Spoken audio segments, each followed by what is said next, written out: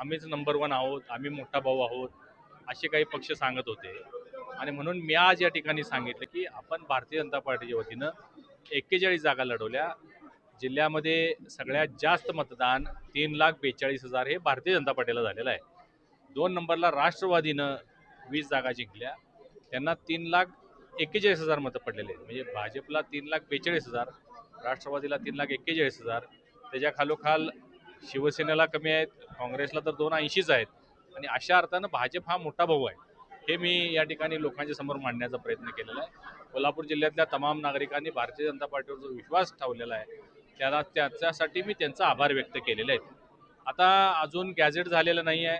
गटनेता निवड आज भारतीय जनता पार्टीचा झालेला आहे. तानाजी पाटील यांना गटनेता निवडलेला आहे. पुढची प्रक्रिया जोपर्यंत गॅझेट होत नाही, तारखा येत नाहीत, तोपर्यंत प्रक्रिया सुरू होणार नाही. परंतु महायुती म्हणून बैठक घेण्याचं काम आज आणि उद्या होणार आहे.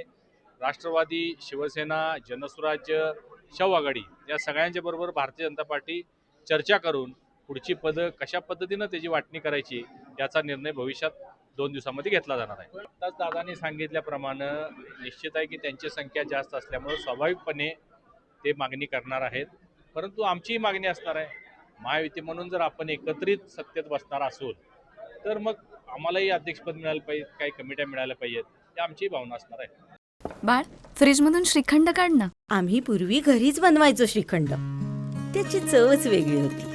आता काय सगळं रेडीमेड. आजी, हे श्रीखंड खाऊन बघ. आज तुझ्या आईनं घरीच बनवलं की काय? हे आहे गोकुळचं श्रीखंड. अगदी जिभेवर रेंगाळणार. जिभेवरच नाही तर मनावरही रेंगाळणार. गोकुळ श्रीखंड, मनावर रेंगाळणार. ताज्या घडामोडी पाहण्यासाठी माझा महाराष्ट्र न्यूजला आजच सबस्क्राईब करा.